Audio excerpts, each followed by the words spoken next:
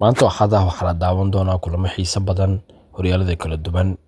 Premier League kulan weyn ayaa galabta la daawan doonaa halka horyaalka Spain Barcelona Athletic ay ciyaari doonaan final Carabao Cup isagana waa lagu balansan yahay. Saddexdaas kulan ayaan fiirin doonaa saaxiibayaal muuqaalkan ku soo qaadan doonaa waxyaabaha laga diiwaan galiyay maanta Axada. Waxaan ku bilaabi doonaa kulanka Arsenal iyo Chelsea. Arsenal iyo Chelsea ayaa maanta ku kulmay Emirates Stadium kulanka loo yaqaan London Derby. dhaawacyo ka haleelay weerarka ayaa caqabad ku noqday rajadii Arsenal ku guuleysigooda Premier League balse rajo weyn ayaa ka muuqata dhamaadka xaaladaasi. Gabriel Martinelli iyo dib ugu soo laabtay garoomada kulankii PSV Eindhoven marka ay kooxda xaqiijisay booskeeda wareegga 8 Champions League. Arteta wuxuu rajeynayaa in xiddiga Brazil uu diyaar u yahay in safka hore kusoo bilowdo iyadoo sidoo kale la filayo in Bukayo Saka diyaar u noqdo kadib fasaxa caalamiga bisha Maarso. Mikel Merino iyo Nathan Inweri ayaa u badan tahay inay hogaamin doonaan weerarka Arsenal halka Sterling uusan ciyaari karin maadaama amaah ku joogo kooxda ilaa ay harayaan.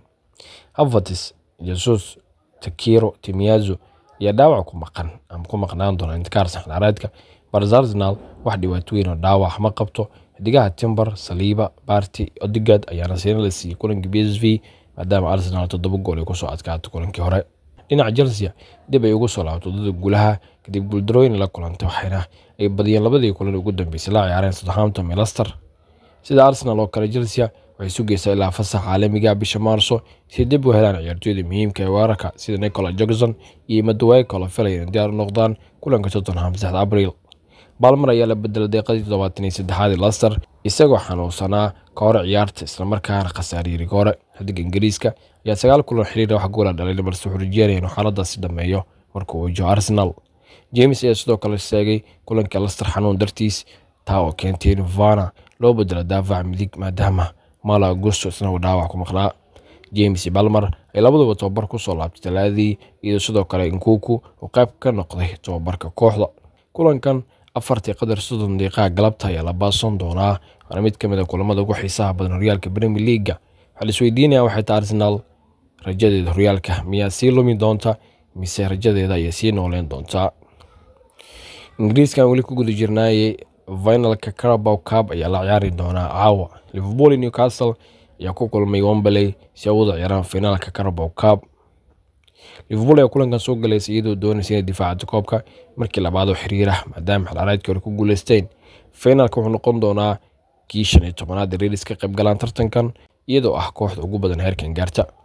Halka hore u qaadeen koobka 10 jeer, 2 jeer ka badan koox kasta oo kale. Labada kooxood ay hal mar oo kaliya hore ugu kulmeen final cup oo maxalli ah taa oo dhacday 1974 markaas Liverpool 3 gool ku garaacday Newcastle.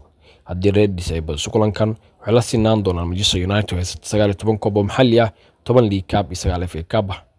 Liverpool ayaa guuldarro la kulmay 17 dheel ugu dambeysay ee la ciyaartay Newcastle tan iyo guuldaradii labada gool RC James Back bishii December 2015. intaa waxaa dheer Mohamed Salah ayaa si toos ugu lug lahaa 10 gool 16 kulan oo wajahan Newcastle 10 gool iyo 8 caawin taa oo ka dhigaysa mid ka mid ah kooxaha ugu waxqabadka fiican. dhinaca Newcastle kooxda ayaa raadinaysa inay gacanta ku dhigto koobkeedii ugu horeeyay tan iyo FA Cup-kii ay ku guuleysteen 1955. weeraanka Sweden Alexander Isak ayaa door muhiim ah ka ciyaari kara kulankan isagoo hore gacan uga geystay 4 gool 5 kulan oo ka horimay Liverpool. Magbiaska ayaa sidoo kale kaliya 2 jeer guuldareystay inay gool dhaliyaan 22 kulan ugu dambeeyay tartamada oo dhan labadu waxa ahaayeen guuldarooyin kala kulmeen City Liverpool. kulanka ayaa la filayay inuu noqdo mid xiiso leh iyadoo labada kooxood ay doonayaan in taariikh cusub ay sameeyaan koobna gacanta ku dhigaan sanadkan. Ingiriiska intaan ka bixin Manchester United Farsa ayaa ciyaari doonta dabacooyinka ay wajihi doonaan garoonkooda ayna ku booqan doonaan kooxda hogaamiye Ruud van Nistelrooy wuxuu la kulmi doonaa kooxdiisii hore xilliga kooxdiisu aysan ku jirin xaalad wanaagsan.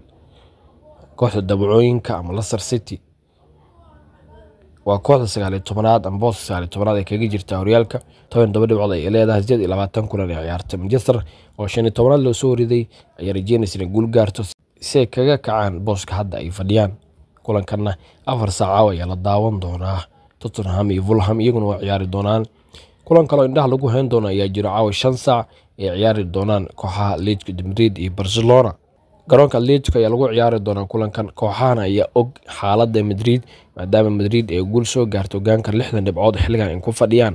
Atletico oo leh 56 dhibcood ayaa wajihi doonta Barcelona oo leh 57 dhibcood, inkastoo Barcelona 2 kulan gacanta ay ku haystaan. haddii laga jaro kulanka caawan hal kulan ayaa u sii hayi doona. Real oo ciyaartay 20 kulan ayaa hoggaan ku haysa 60 dhibcood, laakiin guul ay gaartay Barcelona ayaa ka dhigan doonta Real booska labaad in loo soo rido. haddii Atletico adkaatana waxay noqon doontaa koox gasha kaalinta labaad, Barcelona saddexaad ay u dhici doontaa.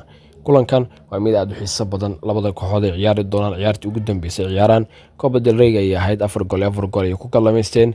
La Ligahana lugtii hore ciyaareen Atletico ay 2 gool ka adkaatay kooxda Barcelona. kulankii kasii horeeyay 3 gool Barcelona ay ku adkaatay. Barcelona ayaa mar kale adkaatay 2023 December kulan la ciyaaray. Barcelona mar kale way adkaatay, taa ka dhigan 5 kulan ugu dambeysay Atletico inay adkaatay kaliya hal kulan, inta kalena ee Barcelona guul gaaraysay. wala arki doona caawa sida ay noqoto sheekada.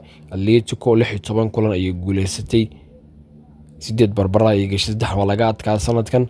Barcelona waxay adkaatay 18 kulan Realka ah, 3 barbara ay gashay waa laga adkaa, taa oo ka dhigan in kooxahani ay natiijo ahaan iskaag dhow yihiin. 7 gool Barcelona ku adkaatay kulankoodii ugu weyn xilli ciyaareedkan, iyagana guuldaradii wax xanuunka badneed 4 gool iyo 2 ayaa looga adkaatay. Osasuna ayaa kaga adkaatay, taa oo qayb ka ah kulamadii ay sii ciyaareen ama kulamadii ka dhacay Realka Spain. 8 kulan shabaqooda lama gaarin Barcelona, halka 13 kulan shabaqooda aan gool la gaarsiinin kooxda Atletico de Madrid. 3 kulan ama sheekooyinkan kulamada caawa galabta ay yihiin kuwa ugu xiisaha badan. maxaa la filan karaa caawa?